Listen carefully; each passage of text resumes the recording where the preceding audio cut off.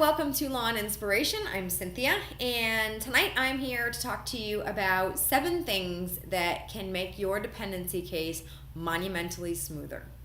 So at the beginning of most of my clients' cases, I share with them these 7 tips, and they're things that, when followed, make the case go a lot more smoothly. When not followed, cases tend to go awry. You can have all sorts of disconnect and miscommunications and so on and so forth. So I thought I might share these and offer them up to help you along.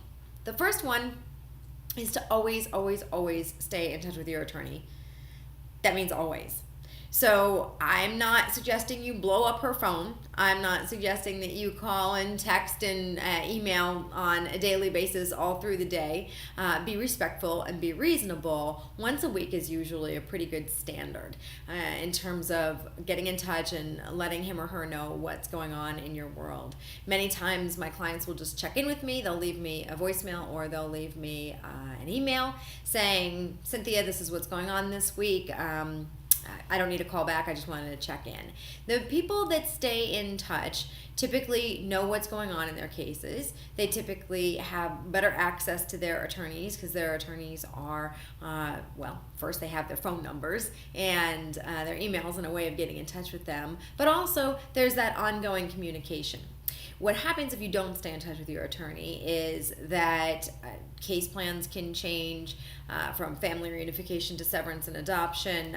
The kids can be moved, and if there's a motion for them to be moved and you're not in touch with your attorney or your attorney doesn't have your contact information, then he or she might not have any way of getting in touch with you to let you know or to get your position on that. So very important that you stay in touch with your attorney, which leads me to number 2, which is always make sure your attorney has and DCS has your contact information. This means a good phone number, even if it's a message number, but a good phone number where somebody can contact you and leave messages, where you will get the messages, preferably an email so that we can send you information and stay in touch with you that way, because that's something that you can always touch and you can always reach into and gather your emails and your messages, and an address, because we may want to send you things.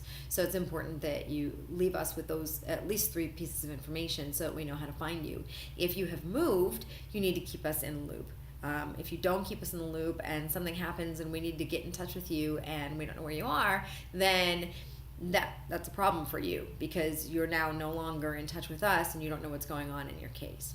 Okay, so that's number 2. Number 3 is to keep a folder of your certificates. Hopefully you are doing your services in your case, and hopefully you are collecting certificates for all the things that you're doing well enough that you're succeeding in and graduating. And if you are, congratulations. So the folder works 2 ways. One, it is a running log of everything that you've done and something that you can look back on as a feel-good moment in terms of everything you've accomplished. But 2, if you have a folder where you keep all of your originals, you have the ability to go back and look at them, and if somebody misplaces them, DCS, or if you can't, nobody can find them or whatever, you have a copy of your original so that you can get that back to people again.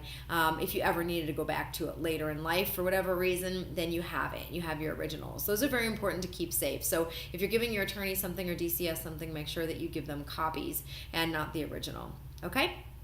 The next piece is that keep a notebook.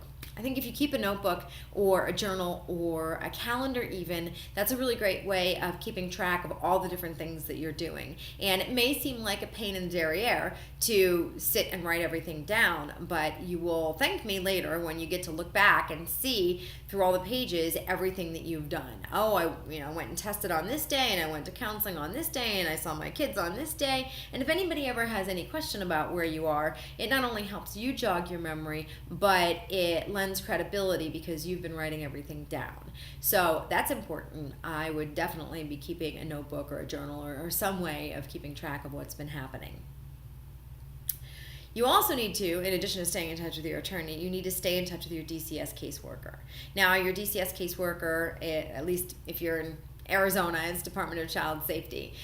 Your DCS caseworker is the person that's going to be telling you about services, making sure you're in touch with your service provider, making sure that you're checking in. They will be writing reports to the court on a regular basis, and you want to make sure that you are right there front and center in their awareness in terms of somebody that is pleasant and willing to do services and willing to keep them in the loop in terms of everything that you're doing.